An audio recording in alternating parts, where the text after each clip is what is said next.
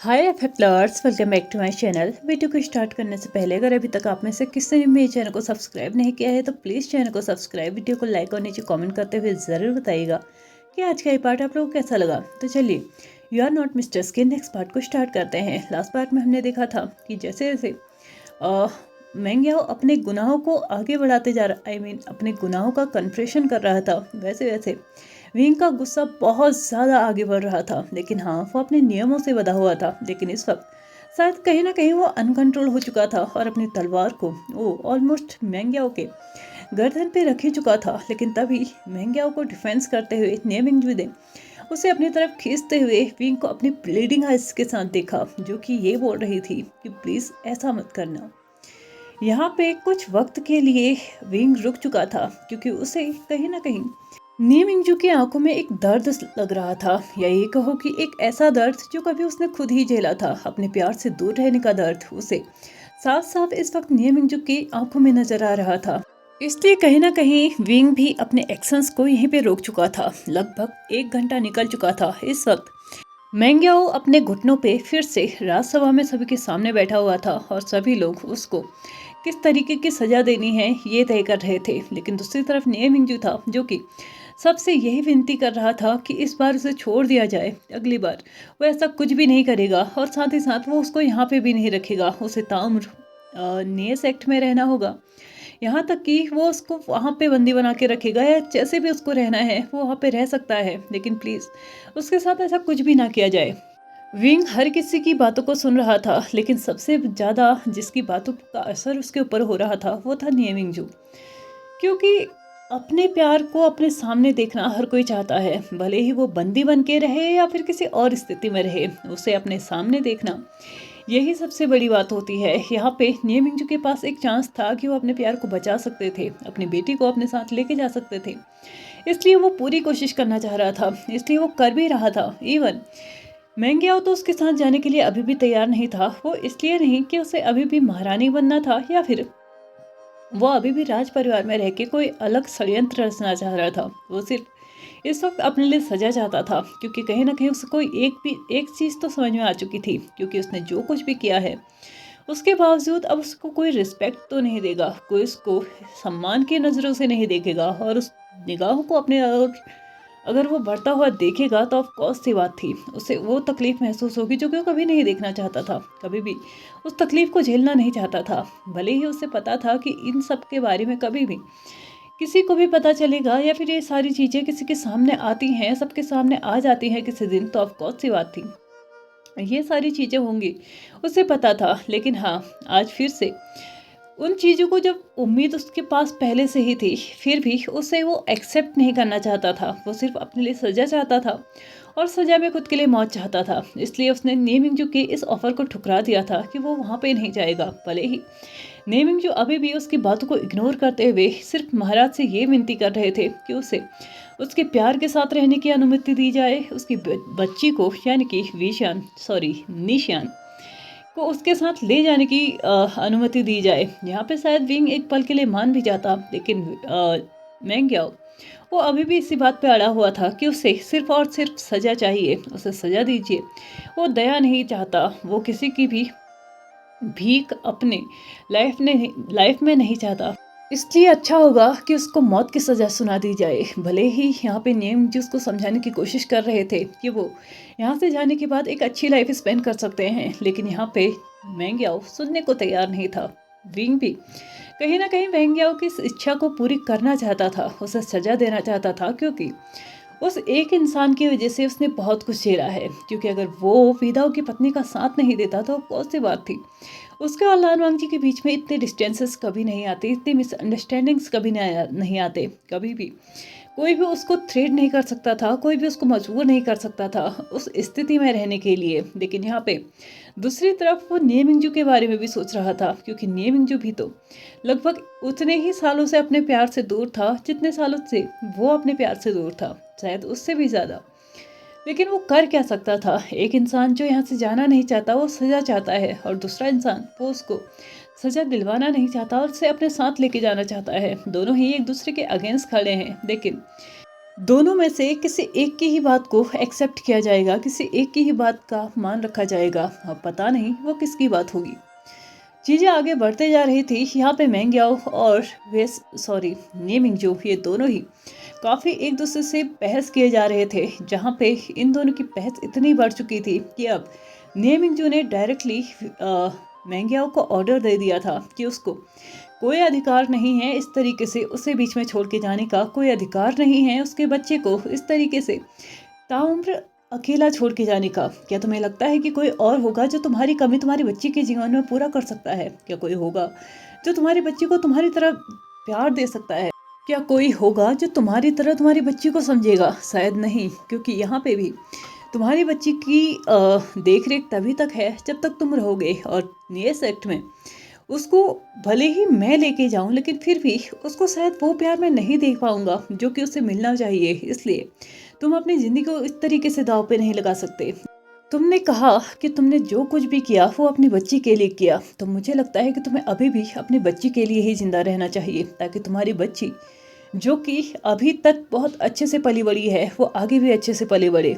इसी के साथ ने मिंगजू अब लास्ट बार विंग से फिर से रिक्वेस्ट करता है कि वो मैंग्याओ को छोड़ दे। भले ही उसने बहुत बड़े बड़े गुनाह किए हैं, लेकिन फिर भी वो एक बच्ची का पिता है, उसने एक बच्ची को जन्म दिया है और उस बच्ची को इस वक्त जिसकी सबसे ज़्यादा ज़रूरत है वो यही है। इसलिए मुझे लगता है कि इसे छोड़ देना चाहिए। इसी के साथ मैं आपसे विनती करता हूँ, एक लवर होने के नाते भी, जिस तरीके से आपने श्याओसिन चैन के कहने पे सुयेंग को छोड़ दिया, क्या आप सिर्फ मेरे कहने पे इसे नहीं छोड़ सकते? मैं पूरी तरीके से आप सभी को आश्वस्त करता हूँ कि आज के बाद कभी भी किसी भी तरीके के गलत कामों में इन्वॉल्व नहीं रहेगा। मैं पूरी तरीके से इस पे नज़र रखने की कोशिश करूँगा और पूरी तरीके से इसे अपने कंट्रोल में रखूँगा। और अगर उसके बाद भी ये किसी भी तरीके से किसी गलत कामों में इन्वॉल्व रहता है या फिर किसी भी तरीके से राज परिवार के अगेंस्ट जाने की कोशिश करता है, तो मैं खुद इसे सज़ा देने की कोशिश करूँगा। और साथ ही साथ मैं यहाँ पे आप सभी से बोलता हूँ कि उसके बाद मेरे पूरे परिवार को सज़ा देने की पूरी छूट आप लोगों को दी जाती है।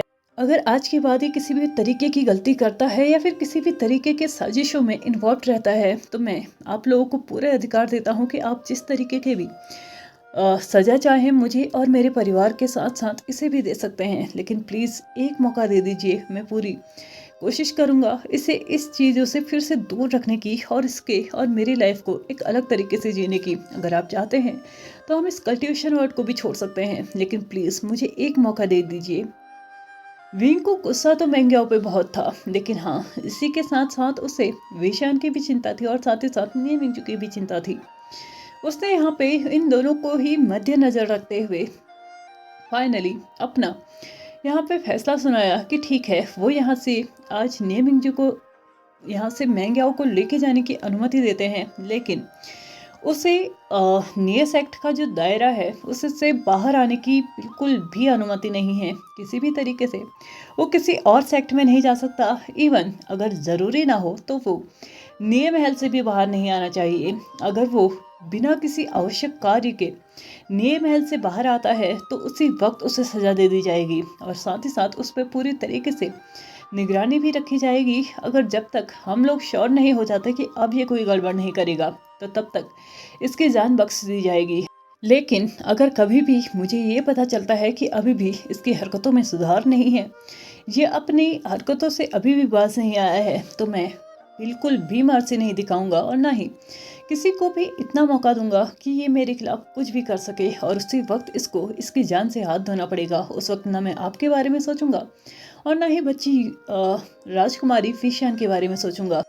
लेकिन अभी के लिए आप इसे यहाँ से लेके जा सकते हैं। लेकिन अगर विशियान यहाँ से नहीं जाना चाहती तो मैं चाहता हूँ कि वो यहीं पे रहे, क्योंकि उसकी पहचान एक राजकुमारी के तौर पे यहाँ पे हो चुकी है। अगर वो नहीं जाना चाहती तो वो नहीं जा सकती है। लेकिन एक राजकुमारी होने के साथ साथ एक बच्ची भी हुआ है, वो एक 8 साल की बच्ची है और साथ ही साथ उसको अपनी माँ की इस वक्त बहुत ज़्यादा ज़रूरत है। इसलिए शायद ही उसका डिसीजन ये होगा कि वो यहाँ पे रहना चाहेगी। और वैसे भी नियस एक्ट में भी उसे किसी भी तरीके की कोई कमी कमी नहीं होने दी जाएगी और साथ ही साथ उसके असली पिता भी उसके साथ रहेंगे। तो ऑफकोर्स सी बात थी, उसका डिसीजन भी यही होगा कि वो अपनी माँ के साथ ही जाना चाहेगी। विशान को फाइनली जब पूरा का पूरा मैटर सॉल्व हो चुका था, यहाँ पे राज दरबार पे लाया गया और उससे पूछा गया कि वो इस वक्त अपने पिता अपने बाबा के साथ न्यू सेक्ट जाना चाहती है या फिर अपने पिता विंग के साथ यहाँ पे रहना चाहती है। तो वो बहुत इनोसेंटली आंसर करते हुए बोलती है कि उसे अपने बाबा के साथ जाना है, जहाँ उसके बाबा जाएंगे वो वहीं जाना चाहेगी। इसी के साथ यहाँ पे ये फैसला भी हो चुका था कि ठीक है, विशान भी सॉरी अब वो विशान ना होके वो निशान हो चुकी है, वो भी न्यू सेक्ट जा रही है। इसी के साथ यहाँ पे सभा को समाप्त कर दिया गया और अगली सुबह न्यू मैंग्याओ और विशान इन तीनों के ही जाने की पूरी तैयारियां कर दी गई थी। अगली सुबह फिर से एक राजसभा बैठाई गई थी, जहाँ पे आज विंग अपने स्पाउस, अपने हस्बैंड, अपने लवर को आज सारे के सारे अधिकार देने वाला था। वैसे तो उसने पहले ही दे रखे थे, लेकिन उस वक्त लान वांग जी ने उन्हें एक्सेप्ट नहीं किया था। इसलिए इस सभा को बैठाने का आज मुख्य कारण यही था कि वो दोबारा से लान वांग जी को अपनी महारानी के ओहदे पे फिर से नियुक्त कर दे, क्योंकि वैन किंग ने उस ओहदे को छोड़ने का फैसला ले लिया था और यहाँ पे किसी न किसी को तो वहाँ पे आना था, और वो भी वही इंसान क्यों ना आए जो कि उसके लिए सुटेबल पर्सन है। यहाँ पे लान वांग जी को फिर से महारानी के ओहदे पे रख दिया गया और साथ ही साथ वैन किंग एक नॉर्मल रानी बन के वहाँ पे रह चुकी थी, और वैसे भी उसको इससे आगे कभी कुछ बनना भी नहीं था। इसी के साथ जब उन लोगों की ये सेरेमनी कंप्लीट हो चुकी थी, वो तीनों ही न्यू सेक्ट के लिए जा चुके थे और यहाँ पे सभी लोग अपनी अपनी लाइफ को बहुत अच्छे से एंजॉय कर रहे थे। विंग और लान वांग जी फिर से आज वी लाउन हाउस में थे, जहाँ पे वो कम से कम 9 साल के बाद इतने हैप्पीली एंटर कर रहे थे। इससे पहले वो बहुत अच्छे से यहाँ पे रहा करते थे, लेकिन इन 9 सालों ने तो जानो उनकी लाइफ के इतने इम्पोर्टेंट हिस्से को छीन लिया, इतने इम्पोर्टेंट हिस्से को उन दोनों के बीच से गायब कर लिया कि उसे ढूंढ के वापस लाना तो पॉसिबल नहीं है। लेकिन हाँ, उस एक मतलब कुछ सालों की वजह से वो आने वाले जीवन को तो बर्बाद नहीं कर सकते, और आने वाले जीवन के एक एक पल को वो एंजॉय करना चाहते थे। इसलिए उन्होंने शुरुआत भी आज से ही की थी। उन लोगों की लाइफ तो बहुत अच्छी चल रही थी, लेकिन यहाँ पे कोई था जो आज भी उदासी के साथ जी रहा था, और वो कोई और नहीं, वो थी वैन किंग। विंग अच्छे से जानता था वैन किंग के साथ क्या प्रॉब्लम है, या ये कहो कि वैन किंग के मन में क्या चल रहा है। विंग लान वांग जी के साथ अपनी हैप्पी लाइफ थोड़ी टाइम के लिए एंजॉय करके वापस से अपने वी महल आ चुका था, और वहाँ पे आते ही सबसे पहले वो वैन किंग के कमरे में गया। वैन किंग डेली की ही तरह आज भी एकांत में अपने कुछ काम ही कर रही थी, कुछ पेंटिंग्स बना रही थी। उसको काफ़ी शौक रहा करता था पेंटिंग का भी, कभी कभी म्यूज़िक का भी, और कभी कभी खाली वक्त होने पे वो अपने औषधियों पे भी ध्यान दिया करती थी, उन्हें बनाने की कोशिश किया करती थी, हर एक जहर का तोड़ निकालने की कोशिश करती थी। लेकिन इस वक्त वो कुछ पेंटिंग बना रही थी। वैसे तो पेंटिंग वो ज़्यादातर अपने और उस इंसान की बनाया करती थी, जिसकी वजह से उसने विंग के साथ शादी तो कर ली, लेकिन विंग को कभी अपने आप को छूने नहीं दिया, अपने आप को विंग के करीब आने नहीं दिया, या फिर विंग को खुद के करीब नहीं आने दिया। उसने अपने आप को पूरी तरीके से उस इंसान को सौंप दिया था। भले ही उस समाज के लिए विंग की पत्नी हो, विंग की महारानी हो, वी राज्य की महारानी हो, लेकिन अपने मन से वो कभी भी इस जगह को इस तरीके से नहीं अपना पाई। उसने महारानी होने के पूरे कर्तव्य निभाए होंगे, लेकिन पत्नी होने के शायद ही कोई कर्तव्य निभाए होंगे, क्योंकि उन कर्तव्य को निभाने के लिए उसका दिल उसे कभी भी गवाही नहीं देता था। विंग जैसे ही कमरे के अंदर एंटर करता है तो वो फिर से देखता है कि वैन किंग आज फिर से पेंटिंग बना रही थी, हर बार की तरह ही ये पेंटिंग भी कुछ अलग थी, कुछ अलग तरीके से वो इस पेंटिंग को बना रही थी। लेकिन एक चीज़ फिर से सेम थी, उस पेंटिंग में फिर से उसे उसका प्यार नजर आ रहा था। यहाँ पे विंग धीरे धीरे से उसके पास जाता है, एक पेंटिंग ब्रश अपने हाथ में लेता है और उसमें कुछ लिखता है, या ये कहो कि वैन किंग और उस इंसान उन दोनों के ही नाम को एक साथ लिखता है। और उसके बाद वैन किंग के बगल में बैठ के वो वैन किंग को बोलता है, क्या तुम्हें नहीं लगता कि तुम्हें एक कोशिश करनी चाहिए? तो तभी वैन किंग आंसर करते हुए बोलती है, क्या तुम्हें लगता है कि मेरी कोशिश किसी भी तरीके से सही हो सकती है?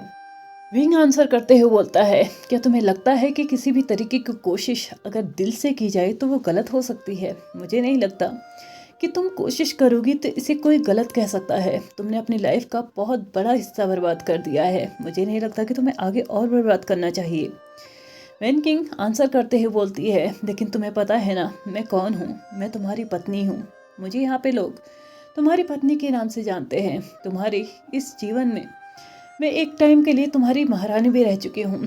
क्या इज्जत रह जाएगी अगर मैं तुम्हें यहाँ से छोड़ के चले जाती हूँ? तो तभी विंग आंसर करते हुए बोलता है, मुझे नहीं परवाह कि तुम्हारे बारे में कोई क्या बोलता है, तुम्हें भी नहीं होनी चाहिए, क्योंकि सच ये है कि जब तक हम खुश नहीं रहेंगे हम किसी को खुश भी नहीं कर सकते। तुम अगर कोशिश भी करोगी ना इस प्रजा को खुश करने की तो तुम नहीं कर पाओगी, क्योंकि तुम खुद खुश नहीं हो। तुम्हें खुश होने के लिए उस इंसान की ज़रूरत है, और इस वक्त मुझे लगता है कि तुम्हारे लिए एक परफेक्ट चांस भी है। तुम ये कर सकती हो। मुझे नहीं लगता इससे अच्छा चांस तुम्हें लाइफ में कभी मिलने वाला होगा। इसी बात पे वैन किंग फिर से आंसर करते हुए बोलती है, क्या तुम्हें लगता है वो मुझे अपनाएगा? तो विंग वैन किंग की फेस को देखते हुए बोलती है, मुझे नहीं लगता दुनिया में ऐसा कोई इंसान होगा जो तुम्हें अपनाना नहीं चाहेगा। वो तो लान वांग जी मेरी लाइफ में आ गया, वरना मैं तो सिर्फ तुमसे ही शादी करता। और तुम्हें पता है मैं बहुत ज़्यादा खुशकिस्मत भी होता, क्योंकि मुझे तुम्हारी जैसी वाइफ मिलती, इतनी अंडरस्टैंडिंग, इतनी सपोर्टिंग और साथ ही साथ इतनी सेक्रीफाइस करने वाली। क्या तुम्हें लगता है कि कोई ऐसा इंसान होगा जो तुम्हें एक्सेप्ट नहीं करना चाहेगा? वैन किंग आंसर करते हुए बोलती है, लेकिन मैं पहले ही मैरिड हूँ, इस वीर राज्य की महारानी भी हूँ। क्या तुम्हें लगता है कि अब भी वो मुझे एक्सेप्ट करेगा?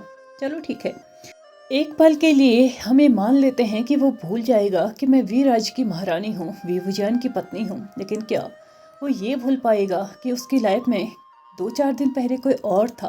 क्या तुम्हें लगता है कि उसके रिप्लेसमेंट में वो मुझे अपना पाएगा? तो विंग हंसते हुए उसको रिप्लाई करता है, मुझे नहीं लगता कि तुम किसी की रिप्लेसमेंट हो। मुझे लगता है तुम अपनी जगह एक अलग तरीके से उसके दिल में बनाओगी। और वैसे भी जिस इंसान को उसे छोड़ के जाना था वो उससे बहुत ज़्यादा दूर जा चुका है। क्या तुम्हें लगता है कि वो उसकी लाइफ में कभी वापस भी आएगा? मुझे नहीं लगता, क्योंकि वो उसके बदले किसी और को चुन चुका है। मुझे लगता है तुम्हें अब उसे चुन लेना चाहिए।